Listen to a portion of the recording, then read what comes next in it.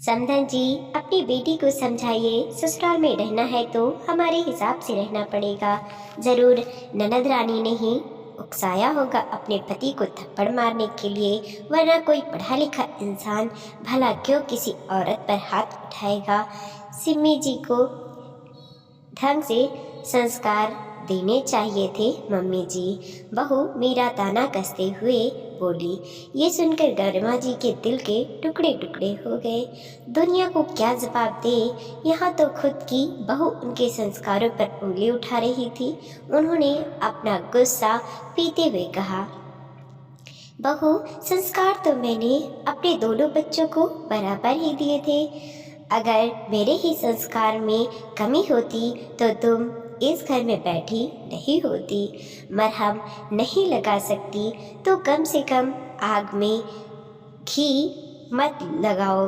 Mummy जी, ये तो मेरे संस्कार हैं कि मैं अब तक यहाँ रुकी हुई हूँ, वरना इतना कुछ सुनने के बावजूद तो कोई भी यहाँ नहीं रुकता। मीरा मुंह बिगाड़ते हुए बोली, सही कहा बहू, जिस पर बीतती है उसे ही पता चलता है लोगों का क्या है, जुबान हिलाने में उनका क्या जाता है। आखिर गरिमा जी ने जवाब दिया तो मीरा चुप हो गई। गरिमा जी वैसे ही बहुत दुखी थी। आज उनकी बेटी सिमी पर उसके पति ने हाथ उठाया था, लेकिन यहाँ तो बहू ही बातें बना रही थी। एक औरत होकर वह इस बात को नहीं समझ रही थी कि किसी औरत पर उसका पति कैसे हाथ उठा सकता है। गरिमा जी के 2 बच्चे थे, मनीष और शिमी। उसके पति का देहांत तो काफ़ी समय पहले ही हो चुका था। उन्होंने ही एक स्कूल में नौकरी कर अपने दोनों बच्चों को पाला था। दोनों को काफ़ी उच्च शिक्षित किया था कि आज दोनों अपने पैरों पर खड़े थे। जब दोनों अपने पैरों पर खड़े हो गए तब गरिमा जी ने दोनों का विवाह करवा दिया। मनीष की शादी जहां मीरा के साथ हुई थी, वहीं सिम्मी की शादी तरुण के साथ। तरुण के माता पिता भी उसके साथ ही रहते थे, लेकिन दोनों ही पुराने ख्यालात के थे। उन्हें सिम्मी के नौकरी करने से समस्या नहीं थी, पर वो लोग उम्मीद करते थे कि सिम्मी ही घर का सारा काम करे, सुबह सारा काम करके जाए और फिर ऑफिस से आने के बाद दोबारा काम पर लग जाए। नौकर चाकर को तो अपने घर में रखना उन्हें अच्छा नहीं लगता था। सिमी और तरुण ने नौकर रखने की कोशिश भी की थी, लेकिन 2 घंटे भी नहीं बीते होंगे कि उन लोगों ने उसकी नाक में इतना दम कर दिया कि वो अपने आप ही काम छोड़कर भाग गया। इस कारण घर में धीरे धीरे कलह का माहौल रहने लगा। एक बार सिमी और तरुण के कहने पर गरिमा जी ने समझाने की कोशिश की थी, लेकिन उन लोगों ने इस बात को गलत ही ले लिया और उनके मुंह पर ही कह दिया, आपको हमारे घर में बोलने की ज़रूरत नहीं है। हम अच्छे से जानते हैं कि हमें हमारा घर कैसे चलाना है। बेटी का ससुराल था, इसलिए गरिमा जी चुप हो गई। उन्होंने तरुण और सिमी को अपने लेवल पर ही सब कुछ संभालने को कहा। जब तरुण सिमी की मदद करने लगा तो इससे भी उसके सास ससुर को समस्या थी। अरे, हमने तो अपने बेटे से कभी काम नहीं कराया और इसे देखो, उसे भी अपने साथ घर के कामों में लगा दिया। अरे, बेटा ही उसका गुलाम हो रहा है तो इसे क्या कहें। आजकल की लड़कियों का कहाँ ससुराल में निभाना चाहती हैं। आखिर धीरे धीरे रोज एक ही बात कही जाए तो सुन सुनकर इंसान अपने आप में बदलाव कर ही लेता है। तरुण भी सुन सुनकर पक चुका था। इस कारण उसने भी सिमी की मदद करने से इनकार कर दिया। पर सिमी थी तो इंसान ही ना, कोई मशीन थोड़ी ना थी कि इतना काम अकेले कर ले। आखिर उसका भी सब्र का जवाब देने लगा था और इस कारण उसकी भी तरुण से बहस होने लगी थी। पर आज बहस इतनी बढ़ जाएगी इसकी उम्मीद नहीं थी। सुबह सुबह सिमी का फोन आया था। आज तो तरुण ने उसे थप्पड़ दे मारा। सुबह से गरिमा जी और उनका बेटा मनीष वहीं पर थे।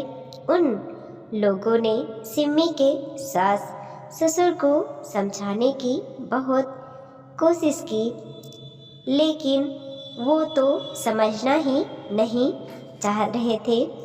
उसके ससुर ने तो सीधे सीधे मुंह पर ही कह दिया, हमें समझाने के जगह अपनी बेटी को समझाएं। ससुराल में रहना है तो हमारे हिसाब से रहना पड़ेगा, वरना ले जाइए इसे यहाँ से। लेकिन हैरानी उन लोगों को इस बात की हुई कि तरुण ने कुछ नहीं कहा। यह देखकर सिमी ने वहाँ से आने का निर्णय ले लिया और वो गरिमा जी और मनीष के साथ वापस अपने मायके आ गई। लेकिन तब से ही मीरा इस तरह की बातें कर रही थी।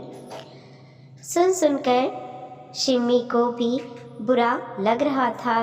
खैर एक सप्ताह बाद तरुण खुद ही सिमी को लेने आ गया, क्योंकि वो इस रिश्ते को तोड़ने के पक्ष में नहीं था। हालांकि तरुण के माता पिता इसके पक्ष में नहीं थे, पर जब तरुण नहीं माना तो वो लोग उसके बड़े भैया भाभी के पास चले गए।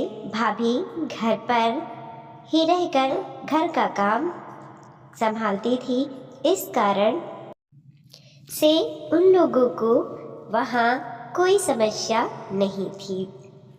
खैर इधर सिमी तरुण के साथ वापस रवाना हो गई, क्योंकि उसे भी अपनी शादी तोड़ने में कोई इंटरेस्ट नहीं था। पर अभी 2-4 दिन ही बीते थे कि मीरा सुबह सुबह किसी के फ़ोन आने पर अपने मायके रवाना हो गई। गरिमा जी ने पूछा भी, लेकिन उसने कुछ बताया नहीं। लेकिन जब वो शाम तक वापस घर आई तब गरिमा जी ने पूछा, बहू कहाँ गई थी तुम? कुछ बताकर भी नहीं गई। तब मीरा अपनी आंखों में आंसू भरते हुए बोली, क्या बताऊं मम्मी जी, मेरी छोटी बहन को उसके पति ने बहुत मारा। उसकी हालत ये है कि वो रोए जा रही थी। कोई ऐसे कैसे अपने पत्नी पर हाथ उठा सकता है। मेरे मम्मी पापा ने तो उसके खिलाफ घरेलू हिंसा का केस कर दिया है। अच्छा, पर क्यों मारा? मीरा जी ने कहा। मम्मी जी, वही घर की छोटी छोटी बातें, लेकिन अब मम्मी पापा उसे अच्छे से सबक सिखा देंगे। ऐसे कैसे उन्होंने मेरी बहन पर हाथ उठाया? लेकिन बहू, उनके खिलाफ केस करने से पहले एक बार सोचकर देखा तो होता कि कहीं तुम्हारी बहन ने ही तो उसे उकसाया नहीं था। ये सुनकर मीरा भड़क गई। मम्मी जी, आप ऐसे कैसे कह रहे हो? भला कोई लड़की खुद मार खाने के लिए किसी को उकसाएगी क्या? अरे हाँ, यह बात तो मैंने सोची ही नहीं। पर अभी कुछ दिन पहले तुम सिमी के लिए भी यही बातें कर रही थी, तो मुझे लगा शायद तुम्हारी बहन ने भी यही किया होगा। तुम्हारे मम्मी पापा ने भी उसे संस्कार नहीं दिए होंगे। आखिर गरिमा जी ने कहा तो मीरा चुप हो गई।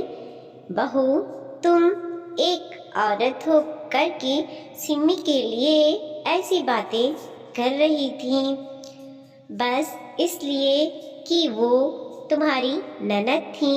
आज जब तुम्हारी बहन पर बात रही है तो तुम्हें ये सब गलत लग रहा है।